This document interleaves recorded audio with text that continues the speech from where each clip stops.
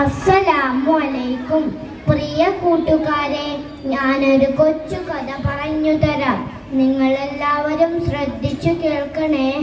നമ്മുടെ മുത്തുനബിയുടെ കഥയാണ് കേട്ടോ. ഒരിക്കൽ മുത്തുനബി സല്ലല്ലാഹു അലൈഹി വസല്ലം തങ്ങൾ വഴിയിലൂടെ ഇങ്ങനെ നടന്നു പോകുകയായിരുന്നു. അപ്പോഴതാ ഒരു കൂട്ടം ആളുകൾ വരുന്നു. അവർ നബിയെ പരിഹസിക്കാനും കളിയാക്കാനും തുടങ്ങി. ഭ്രാന്തൻ എന്നുപോലും അവർ നബിയെ വിളിച്ചു കളിയാക്കി. പാവം നമ്മുടെ നബി സല്ലല്ലാഹു അലൈഹി വസല്ലം തങ്ങൾ എല്ലാം പുഞ്ചിരിയോടെ കേട്ടു നിന്നു. അപ്പോൾ അവർക്കിടയിൽ ചിലർ കല്ലെടുത്ത് നബിയെ എറിയാൻ തുടങ്ങി. തങ്ങളുടെ കാലിൽ നിന്ന് ചോര വരാൻ തുടങ്ങി.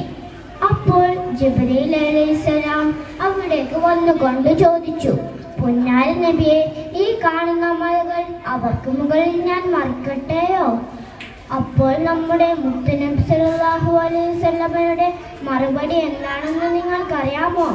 വേണ്ട ജിബ്രീലെ, അവർ അറിവില്ലാത്ത സമുദായക്കാരാണ്. ഹോ, എന്തു നല്ല സ്വഭാവം അല്ലേ കൂട്ടുകാരെ! ഇതുപോലുള്ള സ്വഭാവമാണ് നമുക്കും വേണ്ടത്. റബ്ബ് തൗഫീഖ് നൽകട്ടെ. ആമീൻ. എൻ്റെ കൊച്ചു കഥ അവസാനിച്ചിട്ടോ. അസ്സലാമു അലൈക്കും.